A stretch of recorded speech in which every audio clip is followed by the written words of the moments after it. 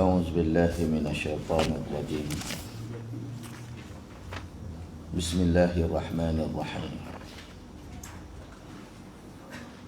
السلام عليكم ورحمة الله وبركاته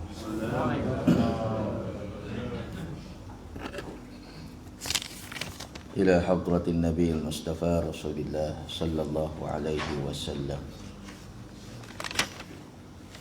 وأهل الكرام لهم الفاتحة أعوذ بالله من الشيطان الرجيم بسم الله الرحمن الرحيم الحمد لله رب العالمين الرحمن الرحيم مالك يوم الدين إياك نعبد وإياك نستعين اهدنا الصراط المستقيم صراط الذين أنعمت عليهم غير المغضوب عليهم ولا الضالين آمين الحمد لله وبه نستعين أشهد أن لا إله إلا الله وحده لا شريك له وأشهد أن محمدا عبده ورسوله نصلي ونسلم على هذا النبي الكريم سيدنا وحبيبنا ومولانا محمدا الأمين وعلى آله وصحبه أجمعين سبحانك لا علم لنا إلا ما علمتنا إنك أنت العليم الحكيم رب اشرح لي صدري ويسر لي أمري واحلل عقدة من لساني يفقهوا قولي أما بعد فيا أيها المؤمنون اتقوا الله أوصيكم ونفسي بتقوى الله فقد فاز المتقون. Saudara muslimin dan muslimat, mukminin dan mukminat, mudah-mudahan dikasihi dan dirahmati Allah Subhanahu wa taala. Alhamdulillah, terlebih dahulu syukur pada Allah. Pagi ini sekali lagi kita dapat bersama dalam kuliah subuh kita. Dan seperti biasa kita pakai kitab Bahrul Mazi jilid yang ke-17. Tuan-tuan, kita sampai ke rumah Allah ni, sampai ke majlis ilmu ni bukan kerana kita ni ada waktu lapang, kita ni pension lama, kita ni pesara dah. Sebab ada yang dah lama pension daripada kita pun tak nampak muka. Semuanya atas izin Allah. Pun serupa, kita boleh main majlis ilmu ni bukan kerana kita ada kenderaan besar. Sebab ada yang lagi mewah, ada yang lagi besar, ada yang lagi mahal daripada kenderaan kita. Pun tak boleh nampak muka. Semuanya atas izin Allah. Ataupun kita boleh sampai ke sini bukan kerana kita lebih bagus daripada orang. Pasal orang lain lebih alim daripada kita. Tapi kita sampai ke rumah Allah, ke majlis ilmu ni atas izin dia. Dan serupalah dengan kuliah subuh kita ni boleh kita adakan hari ni. Ini semua atas izin Allah Ta'ala. Bulan lepas tu cuma asbab aja. Kan?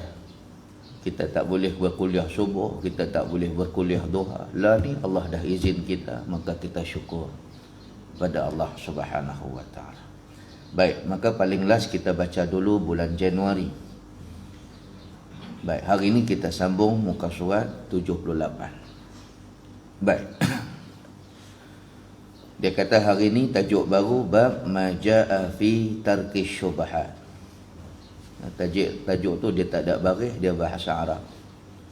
So kalau ada pensel boleh baris di situ. Babun maja'a fi tarkis syubhat. Apa dia cerita pagi ni? Yakni bab yang telah datang ia pada menyatakan, pada meninggalkan segala syubhat. So kita masuk daripada salah satu tajuk ilmu fiqh. Syubhat. Tuan-tuan, muslimin dan muslimat yang dirahmati Allah. Kalau tuan-tuan ingat balik kuliah kita yang lepas-lepas,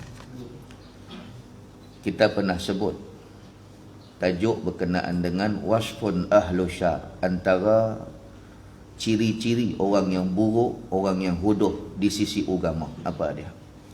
Banyak Nabi bagi tahu ciri dia. Nabi kata antara dia bi'sal abdu abdun sahawal. Nabi kata bi'sal abdu abdun yakhtilud dunya biddin. Seburuk-buruk hamba Allah yang pi guna agama untuk tujuan kepentingan dunia. Dia pi tipu orang dengan agama. Okay. Nak kaut simpati orang, nak kaut kasihan orang, ataupun nak bagi orang pi sokong, nak bagi orang pi percaya dia dengan benda-benda agama. Yang ni tak cantik. Nampak muslimin dan muslimat yang dirahmati Allah sekalian. Malam tadi saya sebut, dia pi jual, dia pi meniaga satu produk ayam. Ayam tu nama dia Ruqiyah. Ayam Ruqiyah. Kita pun bila dengar ayam Ruqiyah ni, kita rasa nak beli lah. Baik. Luar ni masyarakat semua cenderung pada agama. Drama nak bagi rating tinggi pun mereka buh agama sikit, supaya orang pergi tengok. Baguslah yang tu. Tapi biar pi, nawai tu biar pi elok. Cara pun biar pi elok. Muslimin dan muslimat yang dirahmati Allah sekalian.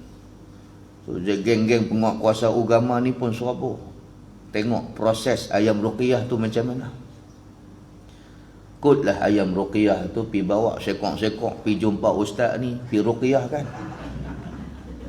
Kan? Bawa ayam ni pi jumpa geng-geng Darussyifa ni, pi baca ayatul kursi, pi baca 3 kul, pi baca. Oh, cantik lah. Kita rasa kita makan ayam ni mampu saka jin apa semua terbakar habis. Pasal dah Ruqiyah. Rupa-rupanya bila cek balik tempat pemprosesan tu, dia reban ayam tu pi pasang bunyi Ruqiyah tu. Pi pasang tu radio tu, pi pasang CD tu Ruqiyah tu. La ilaha illallah. Bukan masalah tak boleh pasang, tapi fahamlah kita reban ayam ni najis, kotor. Ni bukan dah memuliakan Al-Quran, ini dah menghina Al-Quran. Dia serupa kita pergi baca Quran dalam tandas tempat kotor. Nampak tak? Yang ni Islam masukkan. Tak mau sampai jadi macam ni. Pergi guna agama untuk tarik attention orang, untuk tarik perhatian orang, tapi untuk kepentingan dunia dia, diri dia. Yang ni huduh di sisi Islam. Kemudian Nabi kata, bi'sal abdu abdun yakhtilud din bisyubhat. Dan sehodoh-hodoh hamba Allah, seburuk-buruk orang ada di kalangan manusia yang pergi langgar benda syubhat. Yang ni kita masuk tajuk ni. Dia tahu dah benda tu syubhat, dia langgar juga. Lain kalau dia tak tahu. Dia tahu benda tu syubhat. Nabi SAW kata, faman waqa'a fi syubhat waqa'a fil haram. Siapa duk rasa dalam keadaan syubhat, kita baca lama dah benda ni. Yang ni cuma ulangan. Faman waqa'a fi syubhat, siapa duk berada dalam syubhat. Macam mana kita nak tahu kita dah berada dalam syubhat? Bahasa fiqh dia panggil taraddud. Dia hati tu pi balik. Ish, boleh ke tak boleh? Boleh ke tak boleh? Apa? Kan? Macam orang yang ahli fiqh, ahli yang pakar tentang fiqh, usul fiqh, yang baca semua mazhab. Dia boleh pilih tengok mazhab mana yang dia rasa kena dengan pendapat dia. Itu kami lah. Kan? Kami yang belajar kitab macam-macam ni. Jadi kami boleh ikut mana-mana mazhab yang kita rasa pendapat jumhur ulama ke apakah dan sebagainya. Kami rasa lebih kuat pendapat tu, kami guna. Tapi kalau orang awam ni disarankan cuma pakai jumhur ulama, pendapat kebanyakan ulama. Dan kita selalunya memakai mazhab Imam Syafi'i. Kan? Kalau tak, pening kepala kita. Pasal 4 mazhab ni macam-macam pendapat. Tapi kalau sekiranya kita dah berada dalam keadaan syubhat, maka Nabi sendiri kata, waqa'a fil haram. Anggap aja yang hang dah dalam keadaan haram. Ala sabilil ihtiyat. Untuk langkah berjaga-jaga. Walaupun benda yang kita ambil itu belum tentu haram, mungkin 50-50, tapi langkah kita ala sabilil ihtiyat, langkah kita berjaga-jaga tu pahala dah. Langkah kita tu berhati-hati dalam mengambil sebarang makanan, dalam mengambil dalam soal isu halal dan haram tu, langkah kita tu pahala.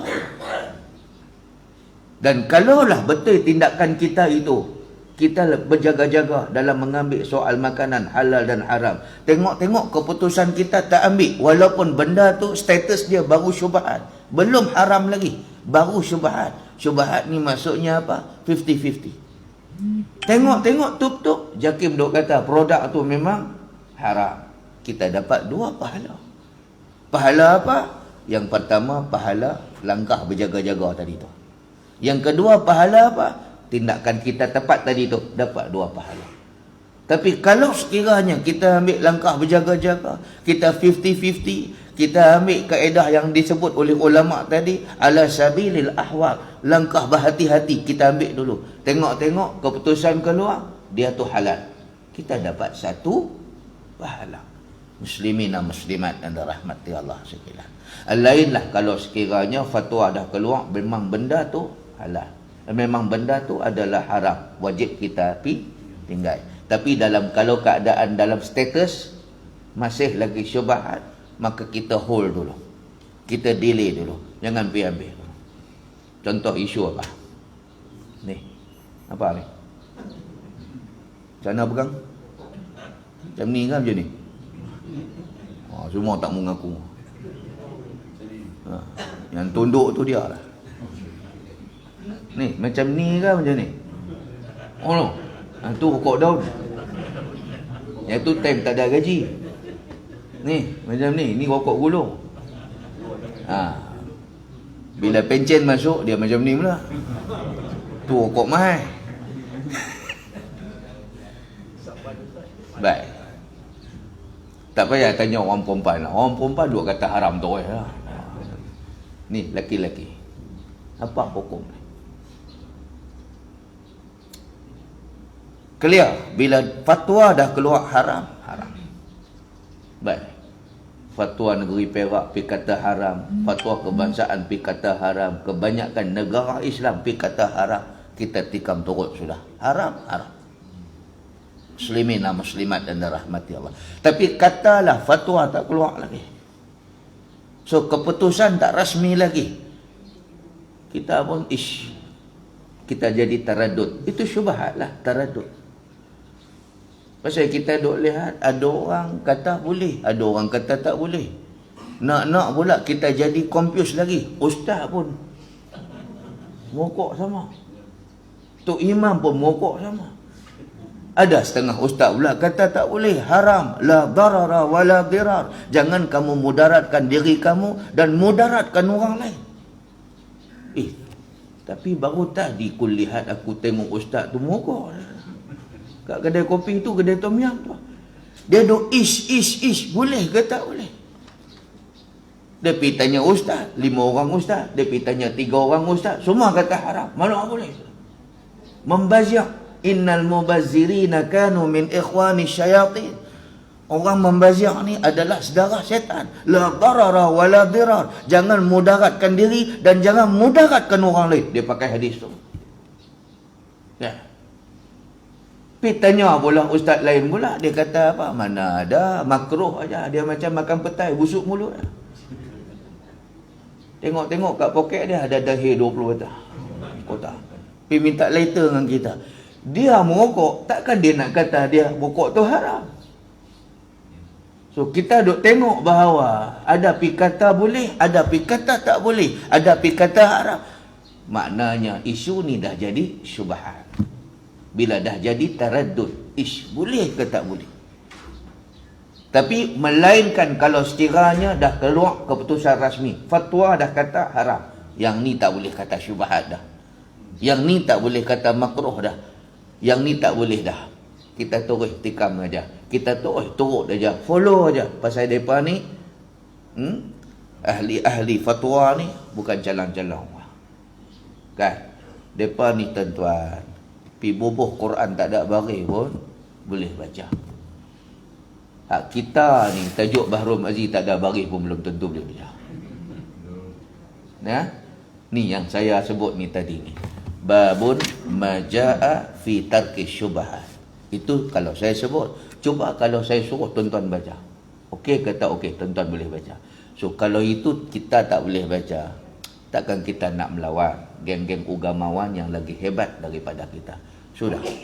Kan, muslimin dan muslimat yang dirahmati Allah Subhanahu wa taala. Maka Nabi sallallahu alaihi wasallam sebut tadi apa? Bi'sal 'abdu 'abdun yahtilud din bisyubhat. Seburuk-buruk hamba Allah. Hamba Allah tu dah tahu dah bahawa benda tu syubhat, dia pergi langgar juga. Kalau benda syubhat pun pergi langgar juga adalah buruk di sisi agama, apatah lagi kalau benda tu dah tetap, dah confirm haram, dia pergi langgar juga. Lagilah huduh di sisi Allah Subhanahu wa taala. Muslimin dan muslimat yang dirahmati Allah sekalian. Baik. Ketahuilah kiranya ya saudaraku, hukum syarak itu terbahagi atas 3 bahagi. Sekiranya satu perkara itu dinaskan oleh syarak atas tuntut perbuatan serta dijanji balas seksa meninggalkannya, maka ialah halal yang terang-terang. Tuan-tuan, dalam agama ni, agama Nabi kata apa?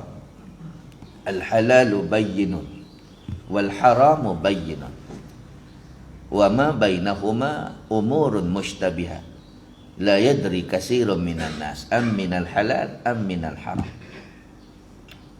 Nabi kata al-halalu bayyinun. Halal tu terang, clear. Tak ada siapa kata beras itu adalah haram, nasi tu adalah haram, melainkan kalau kita pergi beli beras tu dengan duit curi, dia jadi haram. Tak. Tak ada siapa kata pisang tak boleh makan. Kata semua boleh makan. Kecuali lah kalau pisang tu kita perembat orang punya. Ataupun pisang tu kita pergi curi anak pisang orang. Anak pisang orang lain tu kita pergi curi. Pergi tanam pula pisang tu di tempat kita. Apa yang keluar daripada pisang tu semua haram belaka. Nampak tak? Muslimin dan muslimat yang dirahmati Allah. Saya ingat balik bila sembang pasal pisang ni. Balik daripada kuliah Tembun lah. Betul lah. Kan? Petang semalamnya tu, saya pergi tengok kebun-kebun tu depan rumah saya, ya, pisang berangan. Kan? Kita tengok, amboi, ada 9-10 sikat pisang berangan. Cantik. Memang geram tengok lah. Saya kata sabar lu. Besok lepas kuliah Tembun, betul lah aku potong hang. Kan? Nawai tu kita ingat nak bagilah jiran sebelah menyebelah 2-3 sikat, bagi masjid sikat. Kita dapat 2-3 sikat, sudah lah. Kan? Ramai dah jiran-jiran bunyi dah. Amboi ustaz, lawa pisang oh. Depa punya bunyi tu pun tahu dah. Balik kuliah tamu batu 6 ni. Kuliah tuan-tuan ni lah. Tengok-tengok lah. Dah kena sunat dulu dah. Aduh. 7-8 bulan kita tunggu. Baca cari mahal-mahal punya. Oh dia. La ilaha illallah. Tak apalah. Dah tertulis bukan rezeki kita. Nak buat lagu mana. Kan? Tapi yalah. Kalau ia teringin minta lah aku ustaz. Pisang ustaz cun lah. Cantik lah. Minta sikit-sikit. Kita bagi. Tak mau dengan cara macam tu. Baik muslimina muslimat yang dirahmati Allah. Al-halalu bayyinun, halal tu terang. Wal haramu bayyinun, dan haram itu juga terang, clear. Tak ada siapa boleh sepakat, tak ada siapa boleh khilaf bahawa arak itu ada halal. Sikit halal, tapi kalau banyak haram. Dah arak ni sikit ke banyak ke tetap haram. Nampak tak? Muslimina muslimat yang dirahmati Allah. Wa ma bainahuma umurun mushtabihat. Yang jadi masalah ni antara dua-dua, in between halal haram.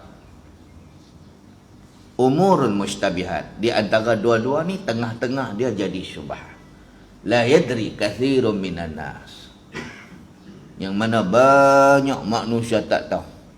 Aminal halal, aminal haram. Adakah dia halal ataupun haram? Melainkan kalau telah diputuskan oleh majlis fatwa kita. Baik, muslimina muslimat dan rahmati Allah. Dan jika sekiranya telah dinaskan pula syarak atas tuntut meninggalkannya serta dijanji seksa atas yang memperbuatnya, maka ialah adalah haram berterang-terang.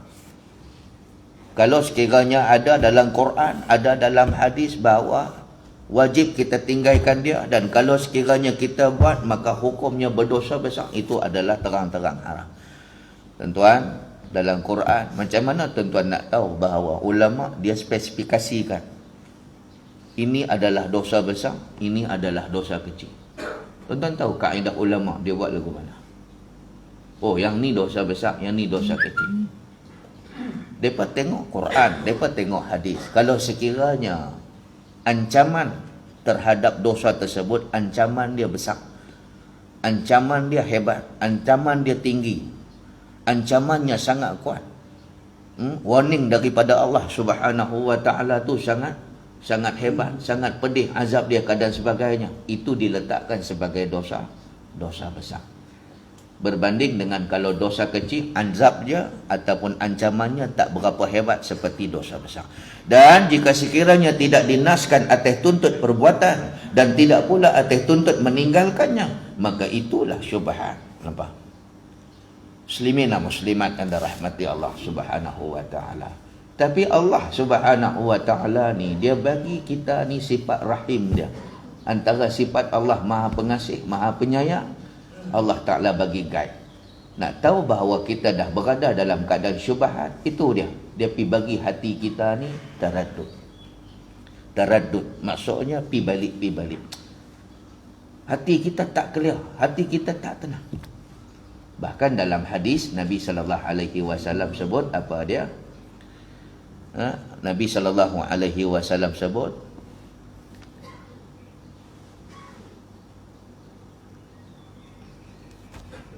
as-sidqu tama'ninatun. Maksudnya kalau benda yang Nabi SAW kata dalam hadis, da' ma yaribuk ila ma la yaribuk. Tinggalkan apa yang kamu rasa ragu, kan? Dan ambillah apa yang kita rasa tak ragu. Macam tadi kita sebut, kita ragu dengan bab rokok. Daripada kita sedut rokok tu, baik kita sedut siput sedut, lagi tak meragukan. Masak lemak cili api, talar dengan 2 pinggan sekali. Ada benda tak meragukan, awak tak ambil. Benda yang meragukan, awak ambil. Ini yang Nabi kata, da' ma yaribuk. Kalau benda tu dah jadi yarib, kalau benda tu dah jadi ragu-ragu, tinggal. Walaupun dia punya status masih 50-50, belum tentu haram. Tapi Nabi kata, masuk aja syak, masuk aja rasa apa? Taradud, boleh ke tak boleh? Tinggal. Ila ma la yaribuk. Dan ambillah kepada yang kita rasa tidak ada yarib, tidak ada rasa was-was, tidak ada rasa ragu-ragu, tidak ada rasa taradud. Macam tadi lah. Yang pi sedut asap okok apa? Pi sedut tu, siput sedut. Syok, saya pun suka. Yang ni clear. Tak ada ulama pi kata haram, tak ada ulama pi kata benda ni berdosa. Nampak? Fa inna sidqa tama'ninatun. Ni hadis ni. Nabi kata, kalau sekiranya barang yang kita ambil, benda yang kita makan itu sedekah, benda tu luluh di sisi syarak. Tuan-tuan nak tahu apa tanda-tanda dia? Ini antara sifat pengasih Allah. Tuhan bagi tanda, Tuhan bagi signal. Kalau kita dah terambil benda yang halal, tama'ninatun, jiwa kita tenang. Jiwa kita tenang. Sebab apa? Mungkin makanan yang kita ambil selama ni clear. Kan? Makanan yang kita ambil ni status dia betul-betul halal. Ataupun rezeki yang kita ada hari selama ni barakah.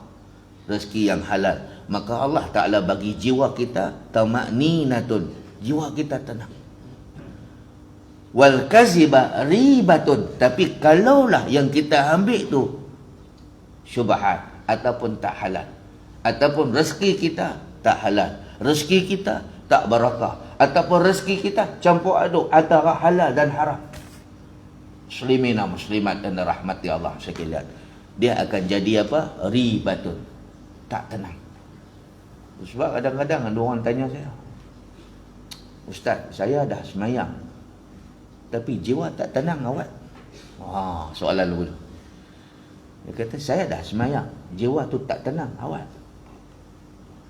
Dia kata, semayang ni bukan sekadar kita angkat takbir atau ihram, lepas tu menghabiskan solat dengan memberi salam. Bukan setakat tu saja. Solat yang kita kena jaga ni, luar semayang pun kena jaga, dalam semayang pun kena jaga. Apa maksud luar semayang? Ni, makan minum kita, pakaian kita dan segala-galanya. Kan? Dalam hadis yang lain, Nabi kata, man ishtara thawban bi'asharati darahim wa fi samanihi dirhamun haram lam yaqbalillah salatahu madama alaihi dhalika thawb. Siapa yang beli baju, yang baju tu harga dia 10 dirham, 10 ringgit kita beli baju tu. Kita beli baju dengan harga 10 ringgit. Baju apa? Baju Melayu. Baju apa? Baju t-shirt. Beli dengan apa? Beli pakaian apa? Beli jubah. Beli apa? Telekung. Beli apa? Tudung. Wa fi samanihi dirhamun haram. Rupanya dalam 10 ringgit itu ada sekupang 2 duit haram.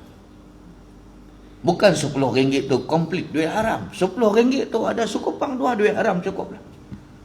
Yang duit haram tu belum tentu, tak semestinya jadi datang daripada judi, tak semestinya datang duit haram tu daripada rasuah, tak semestinya duit haram itu datang daripada samun, curi dan sebagainya. Kita tak amanah dalam kerja pun sama. Katalah, saya bagi contoh selalu apa? Kita kena pergi mesyuarat Putrajaya. Ipoh Putrajaya 270 km contoh. Dia pergi tulis dalam klaim dia 300 km. Ini simple contoh.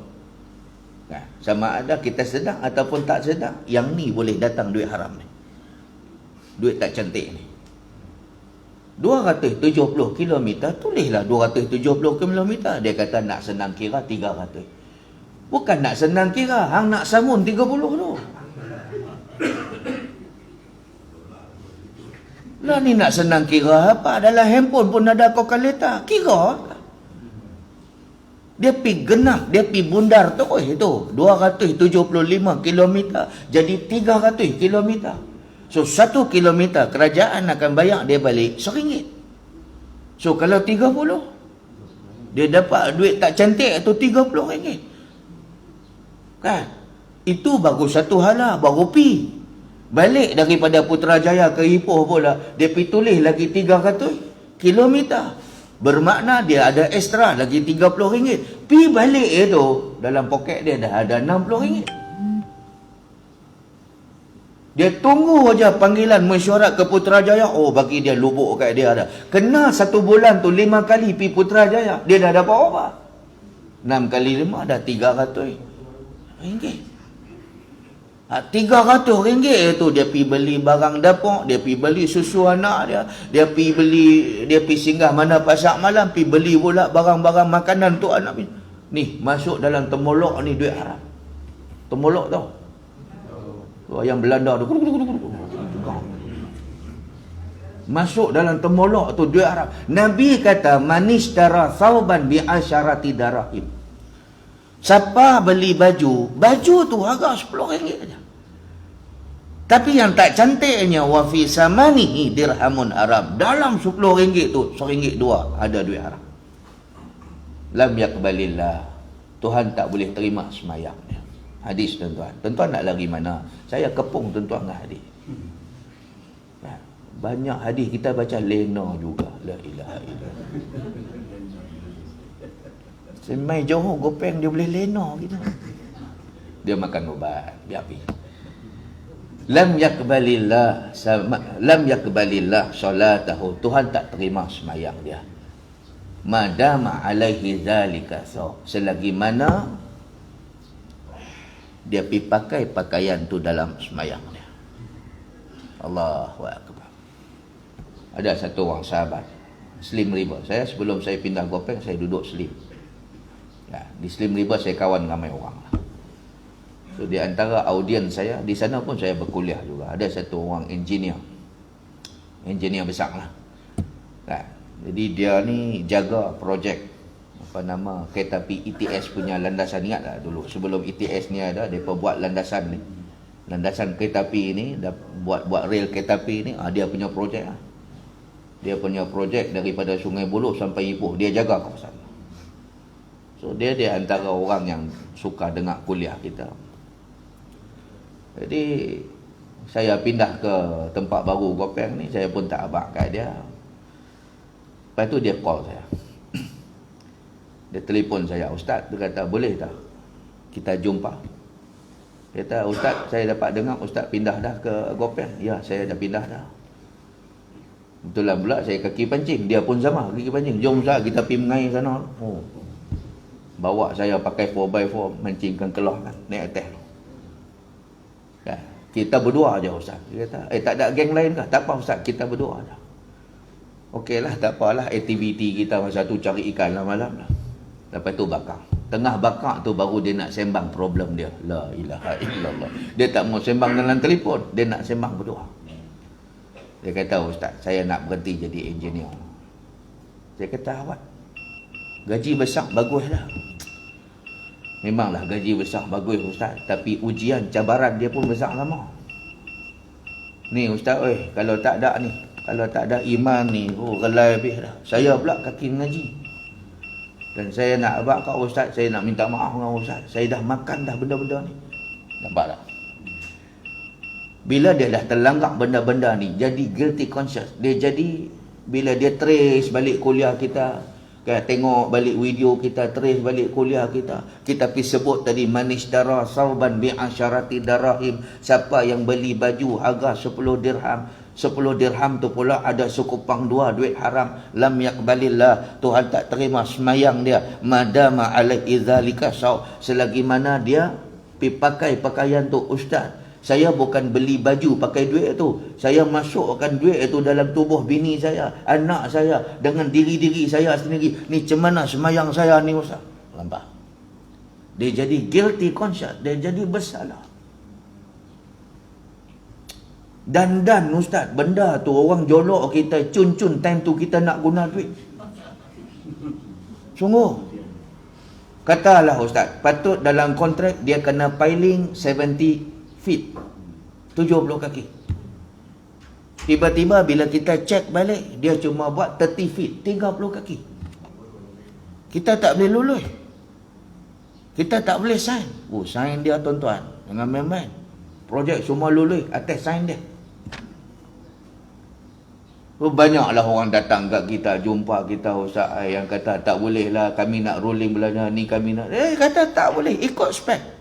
Kalau dalam perjanjian kata 70 feet, 70 feet, jangan 30 feet. Kan? Mula-mula dia nak bagi kita tahan lagi. No. Cara macam ni saya tak suka. Tak cukup dengan tu Ustaz. Dia telefon kita, nak semayang pun telefon, nak makan pun telefon, nak tidur pun telefon, nak semua segala. Dalam satu hari aja 16 kali dia call kita, tolonglah. Dan tiba-tiba Allah uji kita Ustaz. Allah uji kita. 3 hari kemudian, ni adik nak masuk universiti, nak belanja banyak. Nak perlu dalam lebih kurang dalam 5-6 ribu. Dia kata, ada tak bang hulung kat saya sikit ni, nak bayar duit yuran kah apa semua dan sebagainya. Kita pula payment tak dapat lagi. Ni, dalam masa yang sama kawan tu hulung. Dan lepas adik ni telefon, kawan tu telefon kita pula. Pejam mata terima Ustaz. Pejam mata terima. Bila kita dah terima, mula rasa bersalah. Bila ingat balik kuliah-kuliah Ustaz, tok-tok guru yang kita dengar ke apa semua, Allah Ustaz ni macam mana ni Ustaz, ni macam mana nak apa? Lalah ambil keputusan nak berhenti. Nampak tak? Muslimin dan muslimat yang dirahmati Allah Subhanahu wa taala. Baik. Jadi dia kata apa? Maka meninggalkan syubhat itu wajib. Faman tarakaha faman waqa'aha faman waqa'a fi syubhat waqa'a fil haram. Maka Nabi SAW kata, siapa dah berada di dalam syubhat, anggap jadi haram. Dan syubhat ni kita dah sebut banyak kali. Pada tuan-tuan, syubhat dia bukan setakat boleh jadi dalam bab makanan. Kan? Macam yang tuan-tuan baru ni viral cerita pasal apa? Kata daging. Kan? So, tindakan kita nak tak nak, kalau ikut mufti, kalau ikut menteri agama kita, sahibus samahah kita ni, dia kata anggap sahaja lah ni daging semua adalah syubhat. Tapi kasihan dengan orang yang meniaga daging, yang dah ambil daging dengan banyak. Kan? Saya pergi cari daging segar tuan-tuan. Saya cerita dah dulu. Saya pergi cari daging segar sampai ke Pekan Parit. Sebab di Parit tu hari Senin dia ada pasar tani. Tak apalah, kita drive 45 minit sampai Pekan Parit. Muslimin dan muslimat yang dirahmati Allah. Tengok-tengok daging segar tak ada. Yang ada daging beku lah. Daging apa ni. So saya pun tengok, saya sampai. Tengok-tengok ada kecoh sikit dekat tempat dia meniaga tu. Ada satu orang makcik ni pergi tanya dia. Bahasa pun bahasa orang Parit lah. Minta maaf lah, saya bukan orang Parit. Kalau tak betul tajwid, minta maaf. Makcik tu tanya, ni daging import ke beku ni? Betul? Minta maaf tuan-tuan, saya bukan orang. Betul, makhraj lah. Dia panggil apa dah? Daging kotak ke dia panggil? Ni daging import, ni daging ini daging segar ke daging import ke? Ni import makcik, tapi ini import semua okey. Ni import yang halal. Tak ada import ke kepok ke semua makcik tak percaya. Apa? Siap dengan orang meniaga. Tapi nak buat macam mana? Bila dah main isu ni, kita hold dulu. Sebab dah jadi syubhat, maka kita kena delay dulu. Jangan ambil dulu. Kenduri pun apa semua keadaan sebagainya, tak apalah. Kita tahan dululah selera nak apa nama makan daging apa tu. Rendang tok tu. Kan? Sabar dululah, tahan dululah selera. Makanlah dulu ayam kah ikan kah apa semua. Sabar dululah. Pasal apa? Ni. Menteri Agama dah kata isu lah ni daging ni lah ni biar dulu. Anggap syubhat dulu. Maka Nabi kata faman waqa'a fi syubhat waqa'a fil haram. Siapa dah berada dalam keadaan syubhat, anggap saja macam haram. Sampailah tempoh yang dibenarkan. ada kenyataan rasmi keluar, okey, yang tu boleh kita guna. Yang selama-lama ni kita dah ambil, kita tak ada dosa. Dosa duk risau. Kita tak ada dosa. Kita tak berdosa pun. Pasal apa? Kita dalam keadaan tak tahu. Melainkan kalau kita tahu. Yang berdosa siapa? Yang menguruskan daging tu bawa masuk tu. Tu dosa. Dia boleh packing, tuan-tuan. Dia boleh repack balik. Dia pergi buka packing yang lama, repack balik packing baru. Tanda halal lagi. Yang ni berdosa. 40 tahun pula dia dah operasi pula. Dia tanggung nanti depan Allah Subhanahu wa taala. Baik. Kemudian syubhat pula boleh berlaku dalam bentuk apa? Jual beli. Syubhat boleh berlaku dalam bentuk jual beli. Kan? Katalah nanti kita dah boleh rentah negeri. Kita nak pergi Kuala Lumpur. Ataupun kita nak pergi balik kampung. Singgah di RNR. Kita singgah semayang dekat RNR Tapah. Tak nak semayang, tiba-tiba ada satu kutu pergi sapa kita, satu budak muda. Hello brother, cakap boleh macam hello brother, nak tak handphone ni? Dah tengok iPhone mahal. Bang Fakro, iPhone apa pakai? Tak tahulah ni iPhone apa paling mahal sekali. iPhone 10 ke amal ni? Kan? Ha? 17 dah. Oh, iPhone 17. Dia tunjuk ke kita, hello brother. Cakap pun, hello brother kata. Nak tak handphone tu? Kita nak semayang ni. Brother, 300 sudah. 300. Handphone harga 7,000 jadi 300. Handphone jadi 5,000 jadi 300. Kita kata tak ada, aku nak semayang lagi. Dia turun harga 150.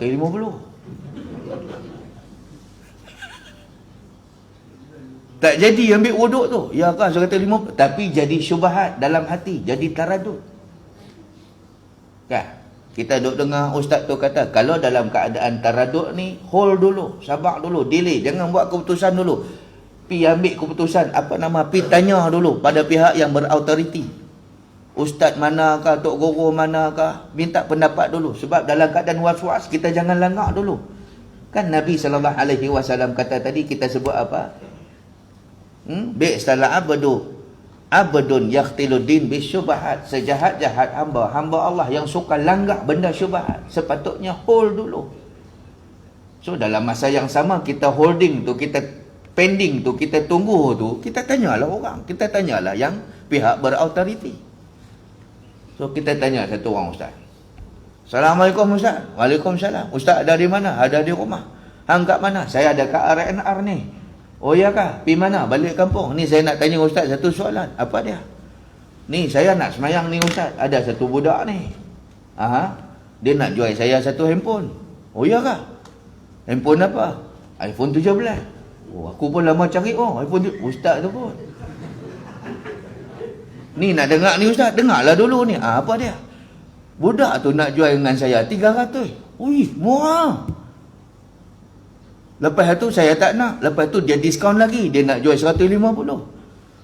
Habis tu saya nak tanya ustaz, boleh tak beli itu? Boleh tak beli iPhone tu? Kalau hang tak nak, aku nak. Ustaz tu pula. Tak boleh pakai ustaz. Kita ingat kita tanya dia soalan, selesai masalah kita. Tak selesai. So apa tindakan kita seterusnya? Jangan ambil lagi. Setiap RNR ada anggota, ada polis, ada pondok di situ. Pi bawa handphone tu, pi jumpa pegawai di sana. Minta dia tengok ada tak report daripada mana-mana balai. Sebab kalau ada orang report, ada nombor siri handphone tu, kita tak boleh beli. Sebab apa? Takut barang tu barang curi.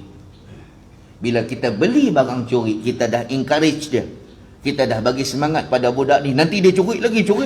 Dia dah jadi satu pekerjaan. Maka kita syubhat sama. Dosa orang yang bersyubhat sama dengan dosa orang yang membuat. Orang tu curi. Kita beli barang curi. Kita sama-sama dapat dosa mencuri. So kita pi bawa budak ni. Kita bawa handphone ni. Pi ke pondok polis berdekatan kat situ. Kan? Kita nak tengok budak ni macam mana. Biru kah, hijau kah, oranye muka dia. Kalau dia kata apa, okey bang, kalau abang tak percaya, jom. Alhamdulillah. Maknanya budak ni memang sungguh dalam kesempitan. Mana tahu.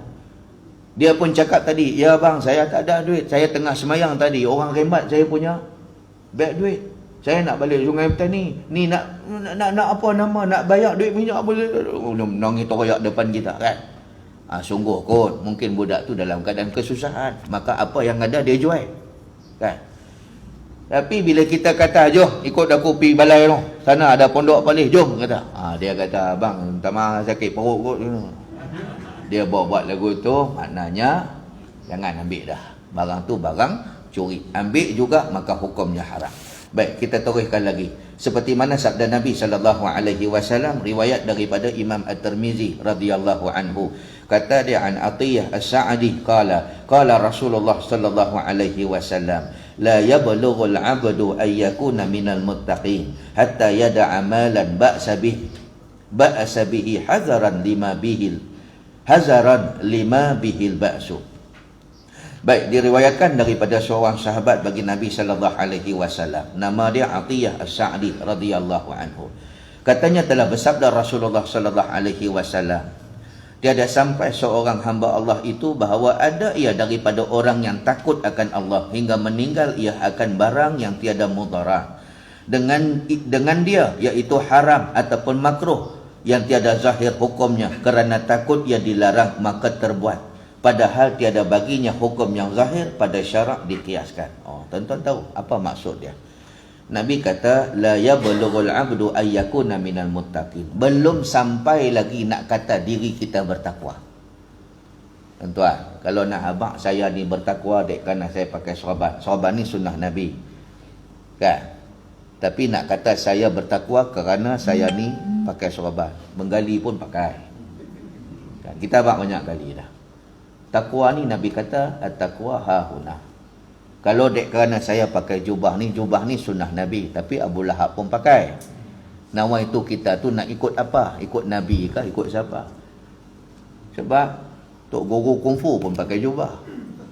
Hari tu Gongsi Pat Chai, saya tengok Drunken Master Jackie Chan, dia berkungfu pakai jubah.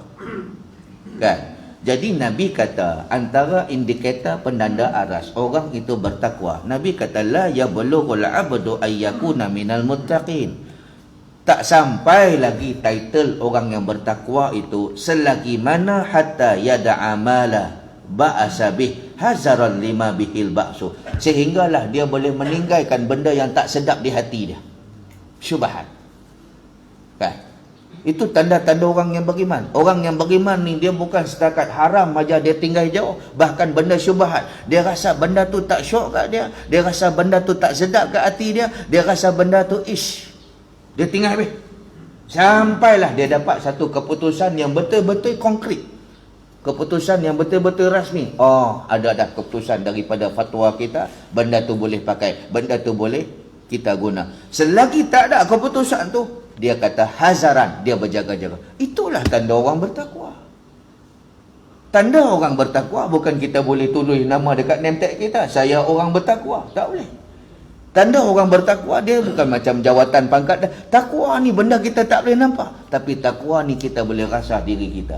Bila kita dah sampai satu rasa, bukan setakat benda haram aja kita berjaga-jaga, benda syubhat pun kita tak mau dah. Itulah takwa, iaitu sentiasa memelihara hak-hak Allah Subhanahu wa taala. Baik muslimin dan muslimat yang dirahmati Allah, kata Abu Isa Tirmizi, bermula ini hadis hasan, lagi gharib tiada kami ketahui melainkan ini wajah, dan dapat lagi keterangan syubhat dan misalnya di dalam beberapa masalah yang telah terdahulu daripada ini.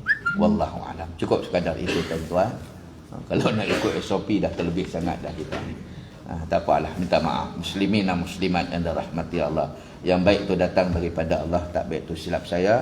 Lagi sekali lah, macam biasa, saya insya-Allah tuan-tuan, sebelum puasa ni kami akan ada lancarkan satu misi kemanusiaan untuk menyambut Ramadan di perkampungan orang asli di kampung Selao di Greek.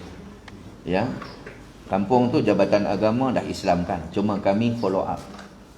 Kami follow up depa. Follow up dengan cara macam mana kami renew akidah depa, syahadah depa, Lepas tu kita nak sampai sana kampung tu, kita tak bawa kosong lah, bawa bekalan makanan untuk mereka ni tahan makan dalam tempoh 2-3 bulan. Kemudian mai balik hantar lagi makanan. Itulah cara kita nak pujuk supaya mereka ni kekal dengan Islam.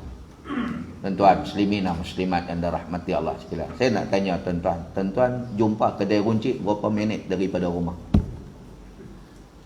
Nak cari barang halal ni 3-4 minit sampai dah. Tak masuk gear 3 lagi sampai dah kereta kita. Sana mereka nak pergi Pekan Gerik tu 3 jam. Sorry, bukan 3 jam. Lebih daripada tu. Kan? Nak sampai ke tempat, nak sampai daripada highway tu, nak sampai ke kampung mereka tu pun 4-5 jam. Daripada highway tu pula nak pergi Pekan Gerik tu pula 1 jam. 5-6 jam baru sampai, baru jumpa kedai runcit, baru jumpa kedai jual telur, sardin, bawang, itu ini ke apa semua. Tak bantu mereka tuan-tuan. Kami takut ni. Takut ni. Mereka mai balik semula perangai lama mereka. Mereka dulu tak Islam. Bila Islam, selama ni mereka bila tak Islam, apa lintas depan mata mereka makan? Kan? Bila Islam, ada benda kena makan, ada benda boleh makan, ada benda tak boleh makan. Benda yang tak boleh makan tu pula mudah melintas depan mata. Yang halal nak makan tu pula susah cari. Kan? Kebau pendek lintas, lutung, apa lagi, biawak, apa lagi. Ni semua depa makan dulu ni. Kan? Itu yang paling susah untuk kami jawab. Kata ustaz tak apa, kedai runcit 4-5 minit sampai. Kami 5-6 jam baru sampai. Nak cari benda-benda halal ni ustaz. Kita kata pergi menjala kat sungai. Nak jala apa ustaz? Sungai dah macam tertarik dah. Ada balak sana. Jadi dia kata nak cari yang halal ni ustaz, itulah yang paling susah nak dapat. Nak cari yang haram senang. Senang-senang aja ustaz. Tunggu je dia lintas depan mata. Nak jaga mereka punya akidah ni. Muslimin dan muslimat. Kata tak apalah, saya pun gerakkan kawan NGO saya. Jom kita masuk 2-3 bulan sekali masuk. 2-3 bulan sekali masuk. Hasil sumbangan daripada mana? Tuan-tuan. Tuan-tuan tak bersusah payah macam kami pun. InsyaAllah pahala tu sama dah macam kami buat. Sebab Nabi kata apa? Man dalla alal khair kafa'ilih. Siapa yang lorongkan satu jalan yang elok, baik, pahala yang cantik untuk orang lain buat. Dia tak boleh nak buat macam orang tu, tapi dia huluk jalan dengan cara apa? Tenaga dia. Dia huluk jalan dengan cara apa? Sumbangan harta benda dia. Maka kebaikan tu berjaya disampaikan. Kafa'ilih. Nabi kata pahalanya sama macam si pembuat tu. Makin sukar amalan yang kita nak sampaikan, kebaikan yang kita nak buat, pahala yang kita nak buat, sedekah yang kita nak sampaikan tu, makin sukar tempat tu kita sama, makin berganda-ganda pahala dia. Dan dah tentu syurganya berbeza dengan orang-orang yang lain. Muslimin dan muslimat yang dirahmati Allah. Berbeza dengan sedekah yang kita boleh huluk tepi jalan, kita boleh huluk di masjid surau, cukup mudah. Berbanding dengan sedekah yang kita nak sampaikan tu terpaksa melalui macam-macam pancaroba, onak ujian dan macam-macam. Orang yang macam ni, golongan yang macam ni, dah tentu tingkatan dia, pahala dia dan syurga dia lebih besar daripada Allah Ta'ala. Dan yang membantu pun sama, tak sama seperti mana amalan-amalan yang lain. Wallahu'alam. Tuan-tuan muslimin dan muslimat yang dirahmati Allah sekalian, sama-samalah kita selagi mana tak tutup mata, selagi itulah carilah pahala sebanyak mungkin. Dah masuk ke dalam Batu Dua ni nanti, Batu Dua tahu? Dah masuk ke dalam hotel Batu Dua nanti, tak boleh main dah. Tak boleh kembali dah. Tak boleh nak sedekah dah. Tak boleh nak apa pun. Tak boleh nak buat apa dah. Kan? Kita bacalah dulu hadis Nabi SAW. Apabila selesai saja malaikat Munkar Nakir tanya orang yang di dalam ni. Dia minta kepada malaikat ni, wahai malaikat, boleh tak kembalikan saya Sa'd ke dunia? Dia kata apa? La as-saddaqna wa akum minas salihin. Saya nak balik Sa'd aja, 5 minit pun bagi jadilah. Saya nak keluarkan semua dalam akaun saya. La as-saddaqna. Saya nak sedekah habis-habisan. Sekupang pun saya tak nak tinggal. Oh, dulu tuan-tuan, orang minta masjid, minta yuran itu, apa nama sedekah itu, ini ke apa semua, mahal. Kan? Tapi hak lain murah. Pi beli itu ini ke apa semua boleh kata murah, tapi bila bab agama boleh kata mahal. Dulu tu macam tu, tapi dia bila dah masuk ke dalam kubur tu, dia dah nampak dah, dengan bersedekah itu boleh meringankan siksaan kubur, boleh melapangkan kubur dia. Dia nampak yang tu, maka dia minta kepada malaikat, minta supaya kembali sat ke dunia. La asaddaqana, saya nak sedekah semua harta saya. Wa akum minas salihin, dan saya nak jadi orang saleh, nak jadi Islam yang baik. Oh, dulu masa dia jadi Islam, masa dia jadi manusia, masa dia hidup dulu, dia melawan agama, dia melawan hukum Tuhan. Tapi bila dah jumpa malaikat Munkar Nakir, dia kata apa? Kembalikan saya ke dunia, saya nak jadi orang bagus, orang baik. Terlewat dah. Kan? Sebab itu muslimin dan muslimat yang dirahmati Allah, sentiasa kita ni cari pahala Allah Ta'ala, sama ada dengan tenaga, dengan masa ataupun dengan harta. Wallahu a'lam. Tangguh majlis dengan tasbih kafarah dan surah Al-Asr. Subhanakallah wa bihamdika asyhadu an la ilaha illa anta astaghfiruka. Bismillahirrahmanirrahim. Wal 'asri innal insana lafi khusr illa allazina amanu wa 'amilus shalihat tawassaw bil haqqi wa tawassaw bis sabr. Allahumma salli ala sayyidina Muhammadin fil awwalin wal akhirin. Salim radhiyallahu tabaraka ta'ala an sadatina ashabi rasulillahi ajma'in. Bismillahirrahmanirrahim. Radina billahi rabba wa bil islami dina wa bi Muhammadin sallallahu alaihi wasallam nabiyya wa rasula. Allahumma faqihna fid din wa 'allimna fit ta'wil wahdina siratal mustaqim. Allahumma arinal haqqa haqqan warzuqna ittiba'ah wa arinal batila batilan warzuqna ijtinabah. Wa sallallahu ala sayyidina Muhammadin wa ala alihi wa sahbihi wa sallam. Walhamdulillahi rabbil alamin. Assalamualaikum warahmatullahi wabarakatuh. Takbir!